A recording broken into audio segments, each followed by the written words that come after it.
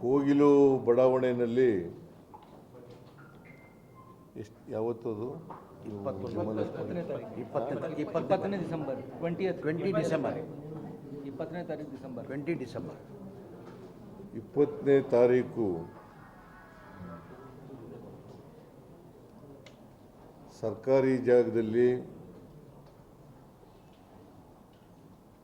ಅಕ್ರಮವಾಗಿ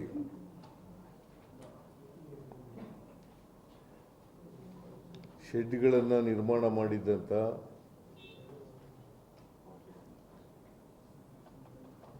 ಸುಮಾರು 167 ಮನೆಗಳನ್ನು 67 ಶೆಡ್ಗಳನ್ನು 167 ಶೆಡ್ಗಳನ್ನು ತೆರವುಗೊಳಿಸಿದ್ರು. 16 ನೋಟಿಸ್ ಕೊಟ್ಟು ಅದು ಅವ್ರಿಗೆಲ್ರಿಗೂ ನೋಟಿಸ್ ಕೊಟ್ಟಿದ್ರು.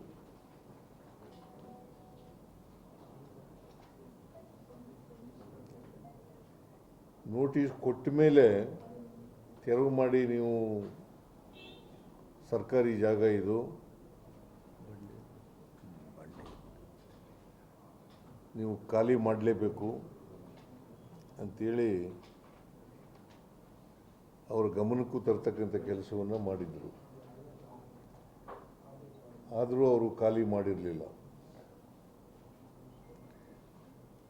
ನಿನ್ನೆ ನಾನು ವಸತಿ ಸಚಿವರಾದಂಥ ಸಿ ಜಮೀರ್ ಅಹಮದ್ ಖಾನ್ ಅವರನ್ನು ಮತ್ತು ನಮ್ಮ ಪೊಲಿಟಿಕಲ್ ಸೆಕ್ರೆಟರಿಗಳಾದಂಥ ನಸೀರ್ ಅಹಮದ್ ಅವರನ್ನು ಕಳಿಸ್ಕೊಟ್ಟಿದ್ದೆ ಜಾಗಕ್ಕೆ. ಇವತ್ತು ಡಿ ಕೆ ಶಿವಕುಮಾರ್ ಅವರು ಕೂಡ ಅಲ್ಲಿಗೆ ಭೇಟಿ ಕೊಟ್ಟಿದ್ದಾರೆ,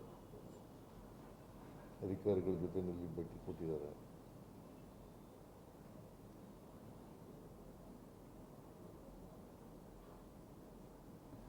ಅದು ಜಾಗ ಕಷಾಯ ವಿಲೇವಾರಿ ಮಾಡಲಿಕ್ಕೆ ಸುಮಾರು 5 ಎಕರೆ ಜಮೀನನ್ನು 15 ಎಕರೆ 15 ಎಕರೆ ಅಲ್ಲ 15 ಎಕರೆಗಳನ್ನು ಡಿ ಸಿ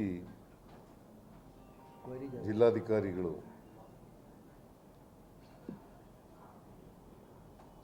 ನಗರ ಪಾಲಿಕೆಗೆ ಸ್ಥಳ ಹಸ್ತಾಂತರ ಮಾಡಿದ್ದಾರೆ. ಬಂಡೆ ಕ್ವಾರಿ ಇದೆ,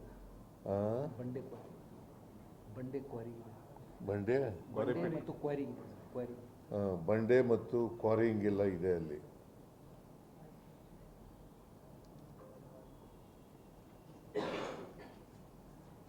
ಅವರು ಕಸ ಕೂಡ ಅಲ್ಲಿ ಹಾಕ್ತಾ ಇದ್ದಾರೆ. ಕಾರ್ಪೊರೇಷನ್ನವರು ಮತ್ತು ಅವರೇ ಸ್ವಾಧೀನದಲ್ಲಿದ್ದಾರೆ. ಹಸ್ತಾಂತರ ಆದ್ದರಿಂದ ಇವತ್ತಿನವರೆಗೆ ಸ್ವಾಧೀನದಲ್ಲಿದ್ದಾರೆ.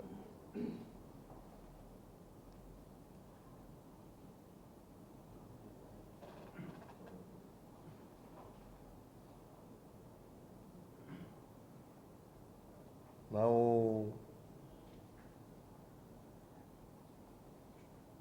ಸುಮಾರು 20-21ರಿಂದ ಈ ರೀತಿಯಾಗಿ ಅಕ್ರಮವಾಗಿ ಶೆಡ್ಗಳನ್ನು ಕಟ್ಟಿಕೊಂಡು ಅಲ್ಲಿ ವಾಸ ಮಾಡ್ತಾ ಇದ್ದವರು.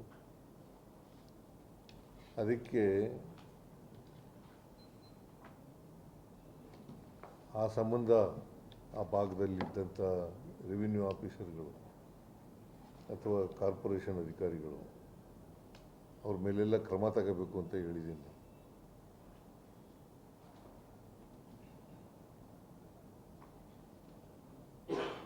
ಯಾಕಂದರೆ ಇನ್ನು ಮುಂದೆ ಇಂಥ ಈ ತಹಸೀಲ್ದಾರ್ಗೆ ಗೊತ್ತಿಲ್ಲದೇನೆ, ಶಿರಸ್ತೆದಾರರಿಗೆ ಗೊತ್ತಿಲ್ಲದೇನೆ, ವಿಲೇಜ್ ಅಕೌಂಟೆಂಟ್ಗೆ ಗೊತ್ತಿಲ್ಲದೇನೆ ಆಗ್ಲಿಕ್ಕೆ ಸಾಧ್ಯನೇ ಇಲ್ಲ. ಅದು ಇಲ್ಲಿಗಲ್ ಎನ್ಕ್ರೋಚ್ಮೆಂಟ್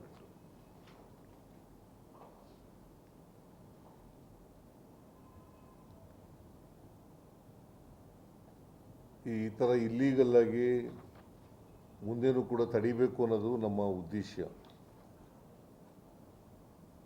ಇನ್ನು ಮುಂದೆ ಯಾವುದೇ ಕಾರಣಕ್ಕೆ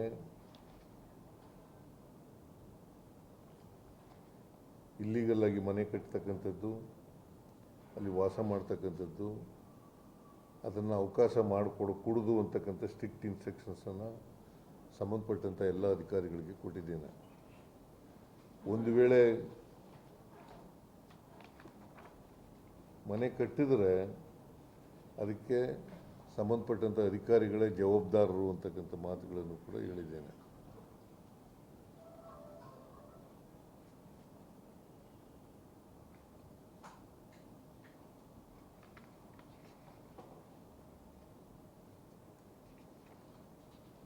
ಈ ಅಕ್ರಮವಾಗಿ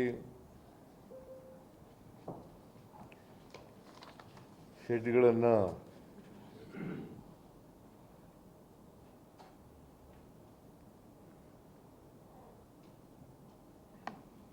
ಯಾರ್ಯಾರು ವ್ಯಕ್ತಿಗಳು ಅಲ್ಲಿ ಅಕ್ರಮವಾಗಿ ಮಾಡ್ಕೊಂಡಿದ್ರು, ಶೆಡ್ಗಳನ್ನು ನಿರ್ಮಾಣ ಮಾಡ್ಕೊಂಡಿದ್ರು, ವಾಸವಾಗಿದ್ದರು,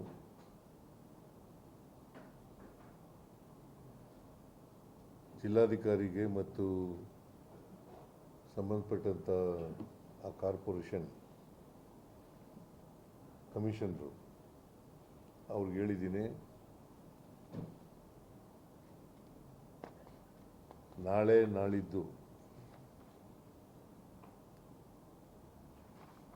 ಅದನ್ನೆಲ್ಲ ವೆರಿಫೈ ಮಾಡಿ ಜಿನೈನ್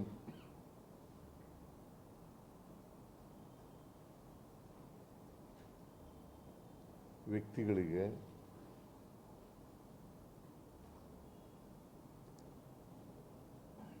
ಪರ್ಯಾಯ ವ್ಯವಸ್ಥೆಯನ್ನು ಮಾಡಿಕೊಡಬೇಕು ಅಂತೇಳಿ ಸರ್ಕಾರ ತೀರ್ಮಾನ ಮಾಡಿದೆ.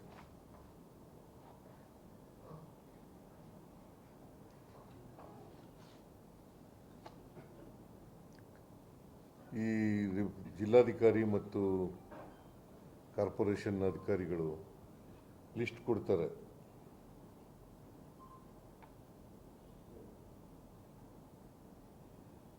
ಯಾರೆಲ್ಲ ಎಲಿಜಿಬಲ್ ಇದ್ದಾರೆ ಅವರೆಲ್ಲ ಲಿಸ್ಟ್ ಎಲ್ಲ ಕೊಡ್ತಾರೆ. ಆ ಲಿಸ್ಟಿನ ಆಧಾರದ ಮೇಲೆ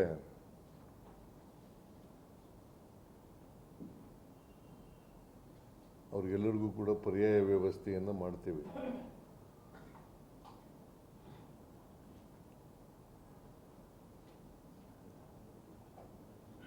ಈ ವಿಚಾರದ ಬಗ್ಗೆ ನನ್ನ ಜೊತೆಯಲ್ಲಿ ಡೆಲ್ಲಿನಲ್ಲಿ ಕೆ.ಸಿ. ವೇಣುಗೋಪಾಲ್ ಅವರು ಕೂಡ ಚರ್ಚೆ ಮಾಡಿದ್ದಾರೆ.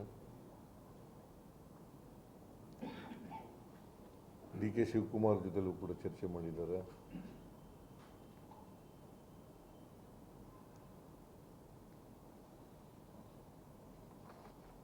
ನಾನು ಅವ್ರಿಗೆ ಹೇಳಿದ್ದೀನಿ, ಆಲ್ಟರ್ನೇಟಿವ್ ಅರೇಂಜ್ಮೆಂಟ್ ಮಾಡ್ತೀವಿ ಅಂತ. ಏಯ್ ಯಾರ್ರೀ ಅವರು? ಆಫ್ ಮಾಡಪ್ಪ ಕ್ಯಾಮ್ರಾಮ್ಯಾನ್. ವೇಣುಗೋಪಾಲ್ ಅದು ಹೇಳ್ತೀನಿ, ಅದು ಅದು ಆ ಶಬ್ದ ಬರ್ತಿತ್ತಲ್ಲ, ನಿಮಗೆ ಕೇಳಿಸುತ್ತಾ? ವೇಣುಗೋಪಾಲ್ ಅವರು ನನ್ನ ಜೊತೆಯಲ್ಲಿ ಚರ್ಚೆ ಮಾಡಿದ್ದಾರೆ. ನಾನು ಡೆಲ್ಲಿಗೆ ಹೋಗಿದ್ನಲ್ಲ ಮೊನ್ನೆ,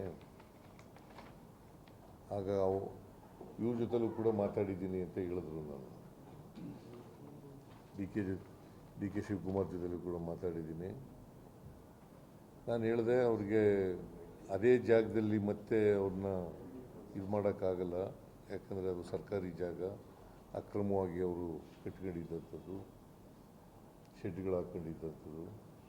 ಬೇರೆ ಕಡೆ ಅವ್ರಿಗೆ ಆಲ್ಟರ್ನೇಟಿವ್ ಆಗಿ ಪರ್ಯಾಯ ವ್ಯವಸ್ಥೆ ಮಾಡಿಕೊಡ್ತೀವಿ ಅಂತ ಹೇಳಿದ್ದಾರೆ.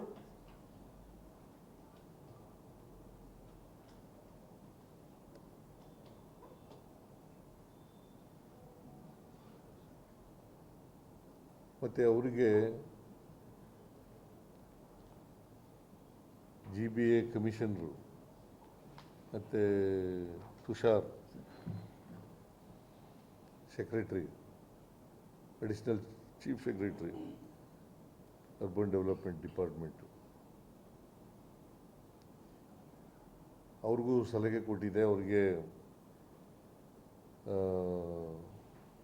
ಊಟ ವಸತಿ ಎಲ್ಲ ಏರ್ಪಾಡು ಮಾಡಿ ಅಂತ, ತಾತ್ಕಾಲಿಕವಾಗಿ ಊಟ ವಸತಿ ಮಾಡಿಕೊಡ್ಬೇಕು ಅಂತ ಹೇಳಿದೆ. ಅವ್ರು ಯಾರೂ ಇಲ್ಲಿವರೆಗೆ ಹೋಗಿಲ್ಲ. ಅವರು ಮೂರು ಕಡೆಗೆ ವ್ಯವಸ್ಥೆ ಮಾಡಿದ್ದೀವಿ, ಬಟ್ ಅವರು ಹೋಗ್ತಾ ಇಲ್ಲ. 3 ಕಡೆ ವ್ಯವಸ್ಥೆ ಮಾಡಿತ್ತು, ಆದರೂ ಕೂಡ ಅವ್ರು ಹೋಗಿಲ್ಲ.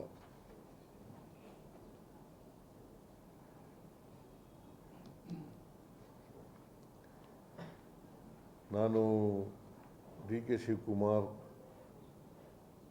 ವಸತಿ ಸಚಿವರು, ಆಮೇಲೆ ಕೃಷ್ಣ ಬೈರೇಗೌಡ, ಆ ಕ್ಷೇತ್ರದ ಶಾಸಕರು, ಮಂತ್ರಿಗಳು, ಅವ್ರ ಜೊತೆಲೂ ಕೂಡ ಮಾತಾಡಿದ್ದೀನಿ.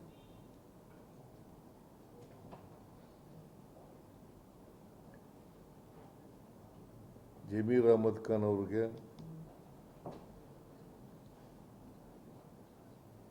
ಅವ್ರಿಗೆ ತಾತ್ಕಾಲಿಕ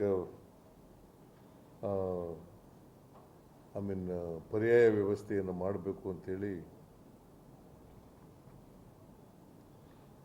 ರಿಕ್ವೆಸ್ಟ್ ಮಾಡಿದಾಗ,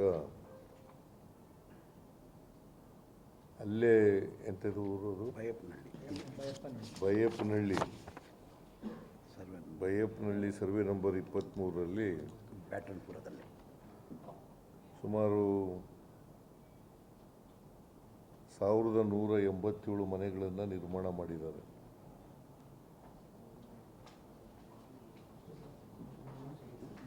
ಇದು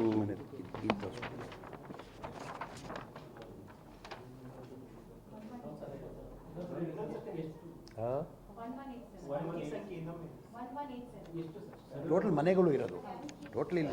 ಅವ್ರಿಗೆ ಲಿಸ್ಟ್ ಕೊಡ್ತಾರಲ್ಲ, ಅವ್ರಿಗೆ ಯಾರು ಲಿಸ್ಟ್ ಕೊಡ್ತಾರೆ ಕಾರ್ಪೊರೇಷನ್ ಅವರು ಮತ್ತೆ ವೆರಿಫೈ ಮಾಡಿ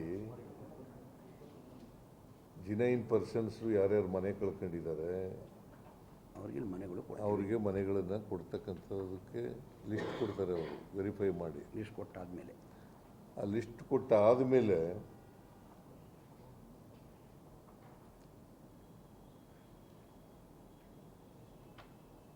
ಯಾರು ಅರ್ಹ ವ್ಯಕ್ತಿಗಳಿದ್ದಾರೆ ಅವರಿಗೆ ಈ Baiyappanahalli multi storeyed housing project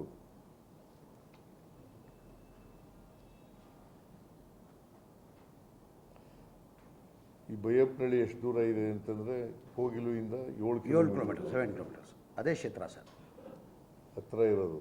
ಹತ್ರ 7 ಕಿಲೋಮೀಟರ್ ಇದೆ.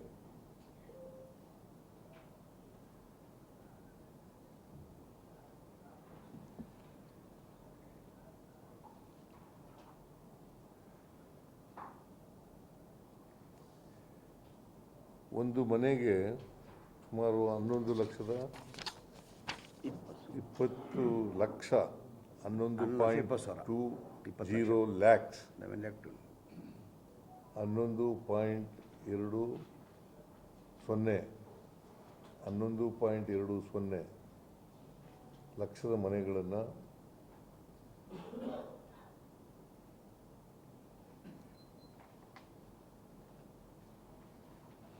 ಅವ್ರಿಗೆ ಅಲಾಟ್ ಮಾಡಬೇಕು ಅಂತ ಹೇಳಿದ್ದೀನಿ.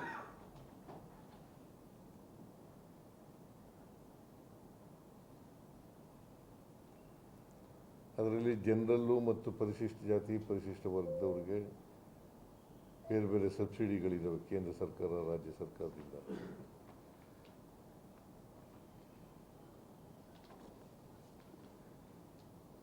ಆಮೇಲೆ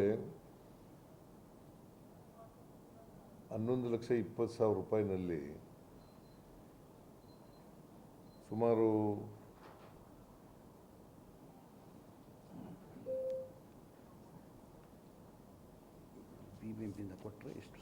BBMP-ಯಿಂದ 5 ಲಕ್ಷ ರೂಪಾಯಿ ಕೊಡಬೇಕು ಅಂತ ಹೇಳಿದ್ದೀನಿ. ಒಬ್ಬರಿಗೆ ಒಂದು ಮನೆಗೆ ಒಬ್ಬರಿಗೆ 5 ಲಕ್ಷ ರೂಪಾಯಿಗಳನ್ನು ಕೊಡಬೇಕು ಅಂತ ಹೇಳಿದ್ದೀನಿ.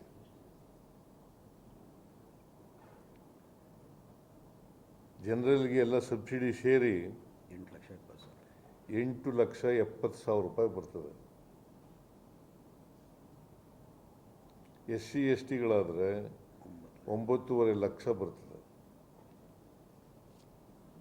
2 ಲಕ್ಷ ಇವ್ರು ಕಟ್ಟಬೇಕು, 1 lakh sir.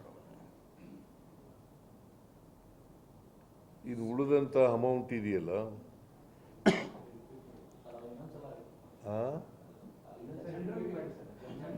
ಜನರಲ್ಗೆ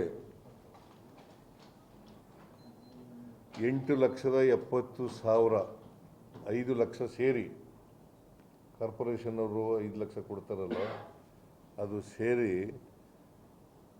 3,70,000 subsidy, 5 lakh corporation ಕೊಡ್ತಕ್ಕಂಥದ್ದು, ಒಟ್ಟು 8,70,000. SC STಗಳಿಗೆ 4.5 lakh subsidy plus 5,000. 5 lakh, sorry 5 lakh. SC STಗಳಿಗೆ 4.5 ಲಕ್ಷ ಸಬ್ಸಿಡಿ ಪ್ಲಸ್ 5,000 ಕಾರ್ಪೊರೇಷನಿಂದ ಕೊಡ್ತಕ್ಕಂಥದ್ದು, 5 ಲಕ್ಷ. ಸೊ ಅವರು 9.5 ಲಕ್ಷ. ಉಳಿದ ಜನರಲ್ಗೆ 2.5 ಲಕ್ಷ ಇದೆಯಲ್ಲ, ಅದನ್ನು ಲೋನ್ ಸಾಲದ ರೂಪದಲ್ಲಿ ಬೆನಿಫಿಷಿಯರಿಗೆ ಕೊಡ್ತಕ್ಕಂಥದ್ದು. ಅದನ್ನು ಜಮೀರ್ ಅಹಮದ್ ಖಾನ್ ಅವರು ಅವ್ರಿಗೆ ಬೆನಿಫಿಷರಿಗೆ ಸಾಲ ಕೊಡಿಸ್ತೀನಿ ಅಂತ ಒಪ್ಕೊಂಡಿದ್ದಾರೆ. ಇದು ಜನರಲ್ಗೆ 2.5 ಲಕ್ಷ ಸಾಲ. SC STಗೆ 1,70,000.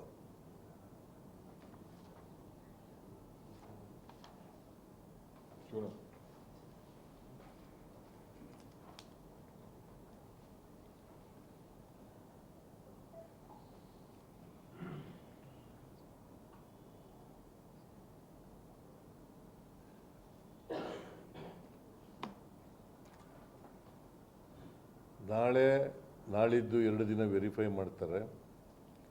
1ನೇ ತಾರೀಕು, ಜನವರಿ 1ನೇ ತಾರೀಕು ಹೊಸ ವರ್ಷ ಪ್ರಾರಂಭದ ದಿನ ಇವರನ್ನ ವಾಸಕ್ಕೆ ಮನೆಗಳನ್ನು ಒದಗಿಸ್ಕೊಡ್ತಕ್ಕಂಥ ಕೆಲಸವನ್ನು ಜಮೀರ್ ಅಹಮದ್ ಖಾನ್ ಅವರು ವಸತಿ ಸಚಿವರು ಒಪ್ಕೊಂಡಿದ್ದಾರೆ. ಲಿಸ್ಟು ಅವ್ರಿಗೆ ಕೊಡ್ತಾರೆ. ಅವರು ಕೊಟ್ಟಂಥ ಲಿಸ್ಟು ಪ್ರಕಾರ ಬೆನಿಫಿಷರೀಸ್ ಲಿಸ್ಟು ಅದ್ರ ಪ್ರಕಾರ ಮಾಡ್ತಾರೆ. So I made myself very clear ಅಲ್ಲ? ನಿಮಗೇನು ಎನಿ ಡೌಟ್?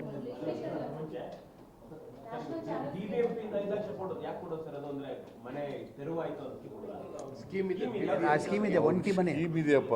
ಒಂಟಿ ಮನೆ ಸ್ಕೀಮ್ ಇದೆ.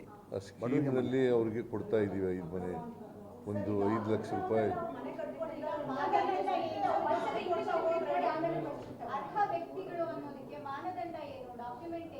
ಅದು ವೆರಿಫೈ ಮಾಡ್ತಾರೆ ಅವರು. ನಾನು ಮಾಡಲ? ಅವ್ರ ಮಾನದಂಡ ಅವರೇ ಮಾಡ್ತಾರೆ. ಮನೆ ಕಟ್ಟಿದ್ದೇ ಅಕ್ರಮ. ಆದರೂ ಅಕ್ರಮವಾಗಿ ಮನೆ ಕಟ್ಕೊಂಡು ವಾಸ ಮಾಡ್ತಾ ಇದ್ದಾರಲ್ಲ, ಆನ್ ಹ್ಯುಮ್ಯಾನಿಟೇರಿಯನ್ ಗ್ರೌಂಡ್ಸ್ ನಾವು ಇವರಿಗೆ ವಾಸಕ್ಕೆ ಪರ್ಯಾಯ ವ್ಯವಸ್ಥೆಯನ್ನು ಮಾಡ್ತಾ ಇರ್ತಕ್ಕಂಥ.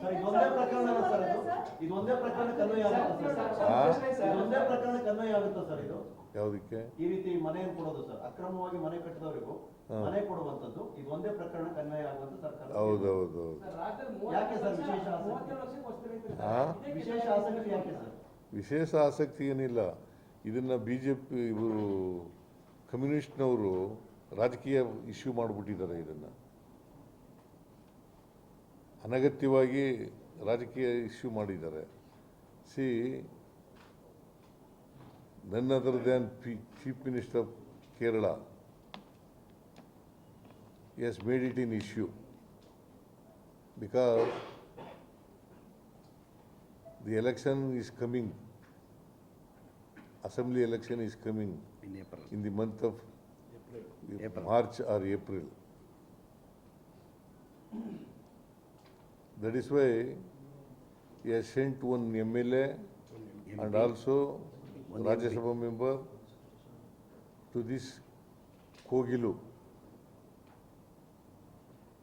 ಸರ್ ಅವರು ಪಾಲಿಟಿಕ್ಸ್ ಮಾಡಿದ್ದಾರೆ sir. It is purely political ಆಗಿ ಕೌಂಟರ್ ಮಾಡ್ಬೇಕು, ನೀವು ಪೊಲಿಟಿಕಲ್ ಆಗಿ ಕೌಂಟರ್ ಮಾಡ್ಬೇಕಿತ್ತು. ಕೌಂಟರ್ ಮಾಡಿದ್ದೀವಿ ರೀ. ಆದರೂ ಕೂಡ on humanitarian grounds we are going to give alternative accommodation to these people. ಬೇರೆ ಪ್ರಕರಣಗಳಿಗೂ ಈ ರೀತಿ ಆದ್ರೆ ಏನ್ ಮಾಡ್ತೀವಿ? ಅದು ನೋಡೋಣ, ಅದು ಆ ಕೇಸ್ ಬಂದಾಗ ಅದು ತುಂಬಾ ಇದಾವೆ. ರಾಜ್ಯದಲ್ಲಿ 37 ಲಕ್ಷ ವಸ್ತು ರೈತರಿದ್ದಾರೆ, ನಿವೇಶನ ರೈತರಿದ್ದಾರೆ. ಅದೆಲ್ಲವನ್ನು ಬಿಟ್ಟು ಈ ಪ್ರಕರಣದಲ್ಲಿ ಈ ರೀತಿ ಆಗ್ತಿದೆ ಅನ್ನೋದು ಕೂಡ ಕೇಳಪ್ಪ ಇಲ್ಲಿ. ಇದು ಬಡವರಿಗೆ ಕೊಡ್ಬೇಕಂತ ಮನೆಗಳು ಕಟ್ಟಿದ್ದು ಸರ್. ಇದು ಬಡವರಿಗೆ ಕೊಡ್ಬೇಕಂತ ಮನೆಗಳು ಕಟ್ಟಿರೋದು. ಇದು ಕಟ್ಟಿದ್ದು 1 lakh ಸ್ಕೀಮ್ ನಿಮ್ಮ ಕಾಲದಲ್ಲೇ ಬಂದಿದ್ದು. ಇದು ಈ ಮನೆಗಳು ಕಟ್ಟಿರೋದು 1 ಲಕ್ಷ ಮನೆಗಳು ಕಟ್ಟಿರೋದು ಕೊಡಕ್ಕೆನೆ. ಬಡವರು ಕೊಡಕ್ಕೆ. ಯಾರಿಗೆ ಮನೆ ಇಲ್ಲ, ಯಾರಿಗೆ ಸೈಟ್ ಇಲ್ಲ, ಅವರು ಕೊಡಕ್ಕೆ. ಇವರೆಲ್ಲ ಸೈಟ್ ಇಲ್ಲದವರು, ಮನೆ ಇಲ್ಲದವರು, ಈ ಥರ 1 ಲಕ್ಷ ಮನೆಗಳು ಕಟ್ತಾ ಇದೀವಿ. ಏಯ್, ಒಬ್ರು ಮಾತಾಡ್ರಿ. ಒಂದ್ ಪ್ರಶ್ನೆ ಸರ್, ಇವಾಗ ತುಂಬಾ ಜನ ಬಡವರು ಇದ್ದಾರೆ, ಅವ್ರಿಗೆ ಮನೆ ಇಲ್ಲ. ಇವಾಗ ಇಲ್ಲಿ 10 ಜನ ಇದ್ದಾರೆ ಅಂದ್ರೆ ಅವ್ರಿಗೆ ಮನೆ ಇರಲ್ಲ. ಇವಾಗ 10 ಜನನು ಬೇರೆ ಈಗ ಮನೆ ಕಟ್ಟಿದ್ರೆ ನೋಡ್ರಿ, ಮನೆ ಕೇಳಪ್ಪ ಇಲ್ಲಿ. ಈ ಮನೆಗಳು ಕಟ್ತಾ ಇರೋದು ಯಾರಿಗೆ? To whom you are building these houses? To whom? To siteless and houseless people only. We are accommodating these people because these people are also houseless and sightless people. Sir, ಪ್ರಶ್ನೆ ಅದಲ್ಲ ಸರ್. ನಾಳೆ ಯಾರಾದ್ರೂ ಅತಿಕ್ರಮ ಪ್ರವೇಶ ಮಾಡಿದ್ರೆ ಅವ್ರಿಗೂ ಮನೆ ಕಟ್ಕೊಡ್ತೀರಾ sir? ಇದು ಒಂದು ಉದಾಹರಣೆ. ಅದಕ್ಕೆ ಹೇಳಿದ್ದು, ನಾನು ಮೊದಲೇ ನಿಮ್ಗೆ ಹೇಳಿದ್ದು, ಅಧಿಕೃತವಾಗಿ ಬೆಳವಣಿಗೆಗಳು ಬರಬಾರ್ದು. ಬೇರೆ ರೀತಿ ನೋಡ್ಕೋಬೇಕು ಅಂತ ಅಧಿಕಾರಿಗಳಿಗೆ ಸ್ಟ್ರಿಕ್ಟ್ ಇನ್ಸ್ಟ್ರಕ್ಷನ್ಸ್ ಕೊಟ್ಟಿದ್ದೀವಿ. ಒಂದು ವೇಳೆ ಬಂದರೆ ಅಂಥ ಅಧಿಕಾರಿಗಳ ಮೇಲೆ ಶಿಸ್ತಿನ ಕ್ರಮ ತಗೋತೀವಿ. So the AIF is saying that if the Congress comes to power in Kerala, then the same bulldozer effect will also be seen in Kerala. What is seen in Karnataka, the Karnataka government has brought UP to South India. No, it is not correct. See, it is a government land on which these people are living there by making temporary sheds, and they have been demolished by the corporation. Not fit for human habitation, sir. Dangerous to live there, sir. On the ground of humanitarian grounds, we are making alternative arrangement to these. What is Kerala's interest in Karnataka like this? I don't know. Please ask Pinarayan. It is a political. See, they make it a political issue. Please ask Pinarayan. They said Brinza See, they may say anything. Sanjay Gandhi did According to me, we don't allow anybody to construct a house illegally. Sir, ಮಾನವೀಯತೆ ಆಧಾರದ ಮೇಲೆ ಕೊಡುವಂಥದ್ದು ಒಪ್ಕೊಳ್ಳುವಂಥದ್ದೇ sir. ಈ ಹಿಂದೆ ಕೂಡ ಈ ರೀತಿ demolition ಆಧಾರ ಸಾಕಷ್ಟು ಕೇಸ್ಗಳಿದ್ದಾವೆ, ಅಥವಾ ಇನ್ನೂ ಯಾವ್ದು ಪ್ರಕರಣಗಳು ಬರ್ಬೋದು. ಎಲ್ಲರಿಗೂ ಇದೇ ಮಾನದಂಡ ಇರುತ್ತೆ ಅನ್ನೋದು. ಅದನ್ನ ನೋಡ್ತಾರೆ ಕಾರ್ಪೊರೇಷನ್ ಅವರು. ಇನ್ನು ಮುಂದೆ ಬರಬಾರ್ದಾಗ ನೋಡ್ಕೋಬೇಕು ಅಂತ ಮಾಡಿದ್ದೀನಿ. ಇನ್ನು ಮುಂದೆ ಯಾರು ಕೂಡ ಅಧಿಕಾರಿಗಳೇ ಜವಾಬ್ದಾರರು ಅದಕ್ಕೆ ಅಂತ ಹೇಳಿದ್ದೀನಿ. ಈ ಥರ ಇಲ್ಲೀಗಲ್ ಆಗಿ ಮನೆಗಳು ಕಟ್ಟಿಕೊಳ್ತಕ್ಕಂಥದ್ದು, ಸರ್ಕಾರಿ ಜಾಗದಲ್ಲಿ ವಾಸ ಮಾಡ್ತಕ್ಕಂಥದ್ದು, ಶೆಡ್ ಹಾಕೊಳ್ತಕ್ಕಂಥದ್ದು, ಗುಡಿಸಲು ಹಾಕೊಳ್ತಕ್ಕಂಥದ್ದು, ಇದಕ್ಕೆಲ್ಲ ಅವಕಾಶ ಮಾಡಿಕೊಡ್ಕೊಡೋದು ಅಂತ ಹೇಳಿ ಅಧಿಕಾರಿಗಳಿಗೆ ಹೇಳಿದ್ದೀವಿ.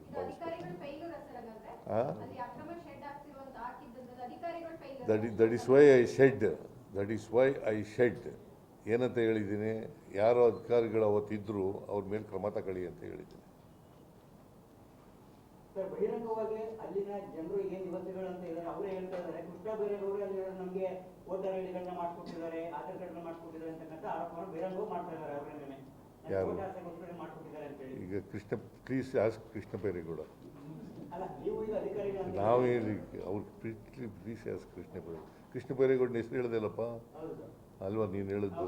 ಅವ್ರನ್ನೇ ಕೇಳಿ, ಅವ್ರು ಕೊಟ್ಟಿದ್ರು. ವೋಟ್ ಅವತ್ತಿನ ದಿನ ಮಾಡ್ಕೊಟ್ಟಿದ್ದಾರೆ ಈಗ ನಾವು See, I do not know all those things. All those things I do not know because Krishna Bairegowda is not in the station. He has gone abroad. After he comes back, please ask him. Sir ನೀವು ಮಾತಾಡ್ಬಿಡಿ, close ಮಾಡಿಬಿಡು. ನೀವು ಮಾತಾಡ್ಬಿಡಿ. ಇಲ್ಲ CM ಮಾತಾಡಿದಾರೆ ಬಿಡ. ಇಲ್ಲ 2 ನಿಮಿಷ ನೀವು ಮಾತಾಡ್ಬಿಟ್ಟು close ಮಾಡುವ. ಸುಮ್ಮನೆ ಹಂಗೆ ಹೇಳ್ತಾರೆ ಅವರು.